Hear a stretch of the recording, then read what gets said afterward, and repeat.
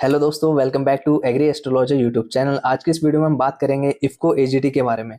एक ऐसी जॉब जो कि मुझे पर्सनली काफ़ी पसंद है। मैंने भी बीएससी एग्रीकल्चर मेरा रिसेंटली कंप्लीट हुआ है। मुझे भी काफ़ी पसंद है ये जॉब। मैंने लास्ट की कुछ वीडियोस में इस जॉब के ऊपर बात भी की थी और अब टाइम आ गया है क्योंकि इसका नोटिफिकेशन इफ्को ने रिलीज कर दिया है। तो चलिए स्क्रीन पर आ जाते हैं, बिना टाइम वेस्ट किए इस जॉब के बारे में अच्छे से जान लेते हैं। और ये वीडियो देखने के बाद आपको कोई और सी वीडियो देखने की जरूरत नहीं पड़ेगी। मैं कोशिश करूंगा कि सारी इन्फॉर्मेशन इफ्को एजीटी से रिलेटेड इस वीडियो में कवर करूं। तो चलिए बिना टाइम वेस्ट की जल्दी से स्क्रीन पे आ जाते हैं। इफ्को एजीटी रिक्रूटमेंट 2025 इसका एड्रेस दे रखा है, ठीक है, आप देख सकते हो न्यू दिल्ली में इसका एक ऑफिस है। उसके बाद online application are invited for the individual for the post of agriculture graduate trainee. जो पोस्ट का नाम है वो है एग्रीकल्चर ग्रेजुएट ट्रेनी, जिसे हम एजीटी पोस्ट भी कहते हैं, ठीक है। अब नेक्स्ट हम बात कर लेते हैं नोट क्वालिफिकेशन की। कौन कौन स्टूडेंट इसके लिए, इस जॉब के लिए एलिजिबल हैं, जो आराम से इसमें अप्लाई कर सकते हैं। 4 year BSc agriculture full time regular degree. जिन स्टूडेंट्स की 4 इयर्स की बीएससी ऑनर्स एग्रीकल्चर है वो इसमें आराम से अप्लाई कर सकते हैं। जिनकी 3 इयर्स का डिग्री होता है बीएससी ऑनर्स एग्रीकल्चर, जिनकी पहले 3 इयर्स की होती थी ना बीएससी एग्रीकल्चर, तो वो इसमें अप्लाई नहीं कर सकते हैं। Next second point, general OBC candidate should have a secured minimum aggregate of 60% marks. अब जिनके 60% मार्क्स हैं मिनिमम होनी चाहिए, और मिनिमम 55% और मैक्सिमम कितने भी हो सकता है, ठीक है। तो इतने परसेंटेज एक तरीके से स्टूडेंट की होनी चाहिए, तब वो इसमें अप्लाई कर सकता है।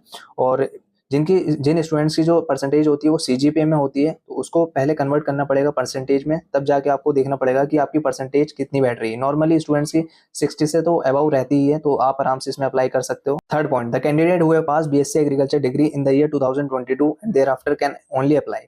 जिन स्टूडेंट्स ने बीएससी एग्रीकल्चर 2022 में कंप्लीट किया या फिर उसके बाद 2025 की टाइम ड्यूरेशन में कंप्लीट किया, वो इसमें आराम से अप्लाई कर सकता है। The above qualification should be from the UGC recognised university. अब आपकी जो यूनिवर्सिटी या फिर कॉलेज होगा वो यूजीसी से रिकॉग्नाइज्ड होना चाहिए।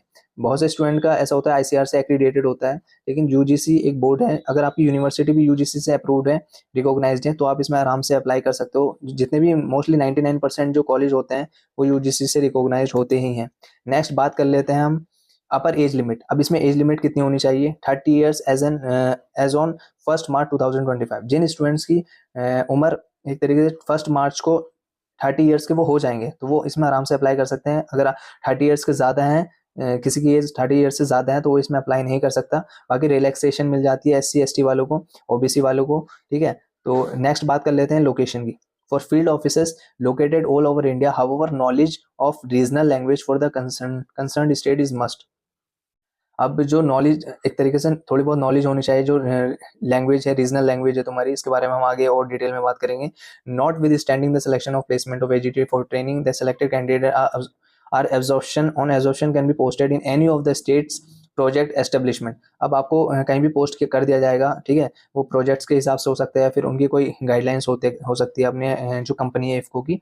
नेक्स्ट हम बात कर लेते हैं नॉलेज ऑफ लैंग्वेज। अब मैंने बात की नॉलेज ऑफ लैंग्वेज की। अब आपको जो हिंदी लैंग्वेज है उसका बेसिक आपको आना चाहिए, आपको बोलनी आनी चाहिए, नॉर्मली आती ही है। अब आपको अगर कोई और सी लैंग्वेज भी आती है अदर देन हिंदी, तो आप के लिए तब भी बहुत अच्छा रहेगा इस जॉब के लिए, ठीक है।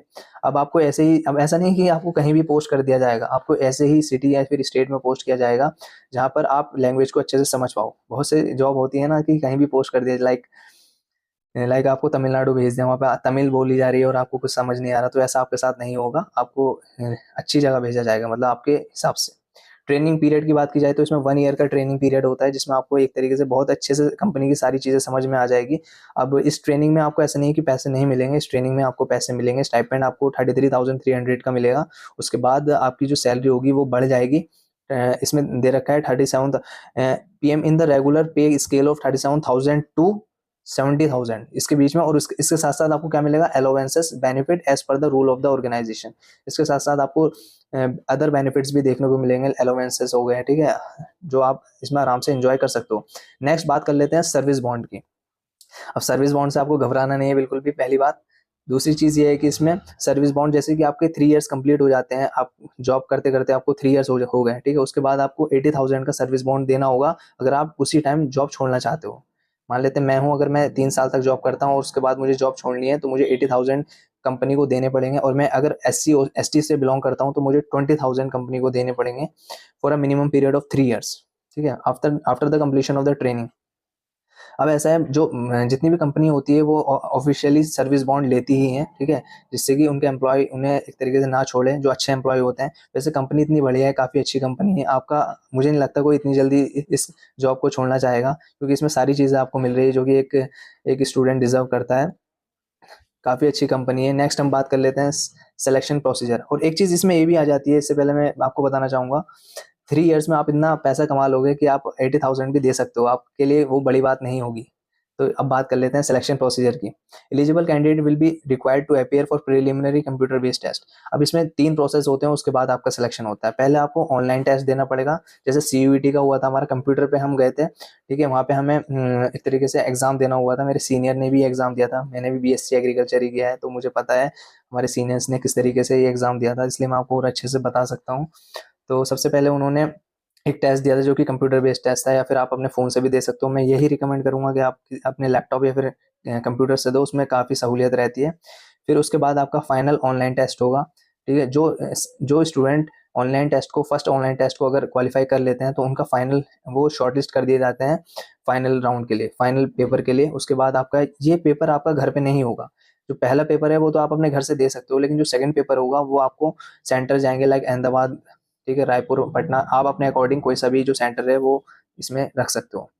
नेक्स्ट हम बात कर लेते हैं, in the case of centre based test the candidate required to opt any 2 test centres. अब आपको कोई 2 सेंटर डिसाइड करने पड़ेंगे जो आपके घर के थोड़ा पास हो, आप अपने अकॉर्डिंग डिसाइड कर लेना, ठीक है, उसमें चॉइस मिलती है आपको। नेक्स्ट बात कर लेते हैं request for change in the test centre. अगर आप बाद में चेंज करना चाहते हो रिक्वेस्ट सेंटर के लिए, तो वो एक बार ही होगी, उसके बाद आपको ऑप्शन नहीं मिलेगा। तो इसलिए सोच समझ के ही अपना सेंटर को डिसाइड करना। नेक्स्ट, जैसे ही आपका फर्स्ट टेस्ट आपने क्वालिफाई किया, आप शॉर्टलिस्ट हो गए, फिर आप फाइनल पेपर में चले गए। आपका एक तरीके से जहाँ भी आपका पेपर होगा वो अलग अलग सेंटर्स जाएंगे। उसके बाद आपका आपने वो भी अगर क्वालिफाई कर लिया, तो आपका इंटरव्यू के लिए आपको बुला लिया जाएगा। अब आपका इंटरव्यू होगा, जो भी स्टूडेंट सेलेक्ट हुए होंगे, उनका इंटरव्यू के बाद अगर आप इंटरव्यू भी क्वालिफाई कर लेते हो, तो कंपनी आपको एक तरीके से ले लेती है। उसके बाद आपका मेडिकल एग्जामिनेशन होगा। मेडिकल कुछ कंपनी के एक तरीके से इफ्को की स्टैंडर्ड्स होते हैं जो कि उन्हें फॉलो करने पड़ते हैं, तो वो पहले मेडिकल कराएगी, उसके बाद जनरल कुछ नेचर ऑफ ड्यूटीज़ के बारे में अगर मैं आपको बताऊं, तो आपकी ड्यूटी रूरल एरियाज में भी हो सकती है। वैसे मेनली इफ्को के प्रोडक्ट, लाइक इफ्को के फर्टिलाइजर आते हैं, खाद आता है, तो उससे रिलेटेड जैसे ट्रेन से अगर काफ़ी ज़्यादा स्टॉक आ रहा है, तो उसे मैनेज करना कि कितना स्टॉक आ रहा है, कितना जा रहा है, कितना हमारा ख़राब तो नहीं हो रहा, ठीक टाइम पे मार्केटिंग हो रही है कि नहीं हो रही। तो बेसिक से चीज़ काम है। आपको कभी कभी रूरल एरियाज़ में एक तरीके से प्रमोशन के लिए भी, प्रोडक्ट्स के लिए जाना पड़ सकता है, तो ज़्यादा हार्ड वर्क नहीं होता, फील्ड वर्क होता है लेकिन इतना नहीं होता, ठीक है। नेक्स्ट हम बात कर लेते हैं हाउ टू अप्लाई। अब इस जॉब के लिए आप अप्लाई कहाँ कैसे कर सकते हो, उसके बारे में हम डिटेल में अच्छे से बात कर लेते हैं। तो सबसे पहले आपको ये जानना जरूरी है, 15/3/2025 ये लास्ट डेट है, ठीक है। इसके बाद आप अप्लाई इस जॉब के लिए नहीं कर पाओगे, तो इसलिए ये वीडियो देखने के बाद आप तुरंत सारे डॉक्यूमेंट्स अपने कंप्लीट करके इस जॉब के लिए अप्लाई कर सकते हो। आप सिंपली खुद भी इस जॉब के लिए अप्लाई कर सकते हो। आपको सिंपली क्या करना है, आपको स्क्रीन पर ये नजर आ रहा होगा, last date to apply. Last date आपको मैंने बता ही दी है। नेक्स्ट आपको क्या करना है, एक लिंक आपको मिलेगा मेरे एग्री एस्ट्रोलॉजर के व्हाट्सएप चैनल पे, आप जाओगे, व्हाट्सएप ग्रुप है जहाँ पे बहुत सारे स्टूडेंट कनेक्टेड हैं हमसे, वहाँ पे मैं आपको इसका लिंक शेयर दूंगा। आप सिंपली डिस्क्रिप्शन बॉक्स में उस पर क्लिक करना, व्हाट्सअप लिंक पे आपको व्हाट्सअप लिंक ओपन होगा, ठीक है। व्हाट्सअप पे आप मेरे चले जाओगे, उसके बाद आपको सिंपली एक पीडीएफ नजर आएगी, पीडीएफ पे आप टैप कर सकते हो। नीचे मैं लिंक भी शेयर कर दूंगा, उस पर आपको सिंपली टैप करना है। वहाँ से आप अपना जो रजिस्ट्रेशन है, जो आपको प्रोसेस है अप्लाई करने का, वो आप आराम से अप्लाई कर सकते हो। उसके बाद आप अपनी तैयारी स्टार्ट कर सकते हो। बहुत सारे ऑनलाइन बैचेस स्टार्ट होने वाले हैं, बहुत सारे जो फेमस एक तरीके से हमारे टीचर्स हैं वो स्टार्ट करेंगे, तो उससे रिलेटेड आप अपनी कोचिंग लेके अपना इस एग्जाम को क्वालिफाई कर सकते हो, ठीक है। आगे हम इस बारे में और बात करेंगे, उससे पहले दोस्तों आप प्लीज़ वीडियो को एक लाइक कर देना और अपने फ्रेंड्स के साथ शेयर करना जो बीएससी एग्रीकल्चर जिनका कंप्लीट हो गया है।